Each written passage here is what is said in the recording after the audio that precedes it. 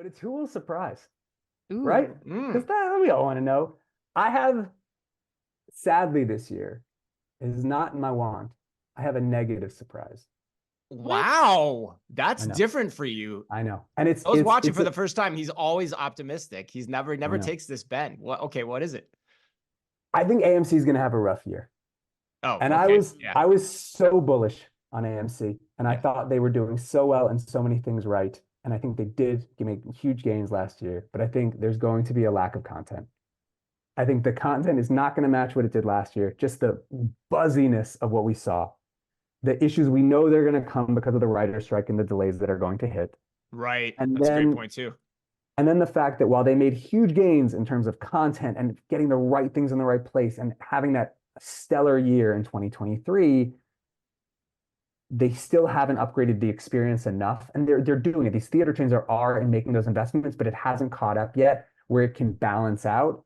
And so I think we're going to see, unfortunately, a step back for theaters this year.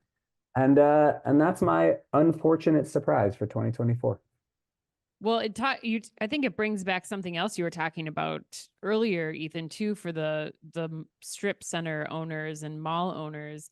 You're going to have to focus, if you're AMC, on figuring out how to program that space. If you're lacking the content, which, like you talked about, we know is going to happen as a result of the writer's strike, what are you doing to be agile and flexible, like the QSRs or like the mall operators too that you talked about, to make sure that you're still getting people in the doors, or how to like revamp that experience, whether it's showing old films and doing more activations around it.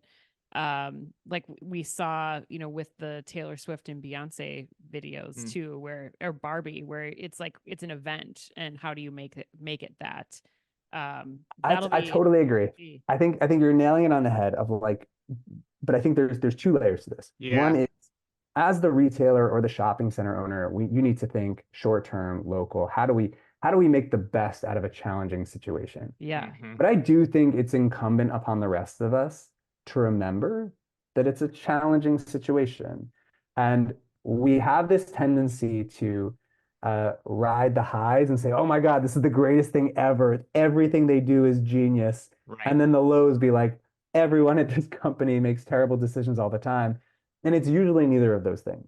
A lot of it is tailwinds and who's in the right setup for that year. And I think the more we remind ourselves of that, the more we're like, hey, this company that then bounces back so strong in 2025, it's not a shock. It's that, the stars kind of aligned again, not there was something fundamentally missing, or that those kind of fundamental challenges were being worked on over time.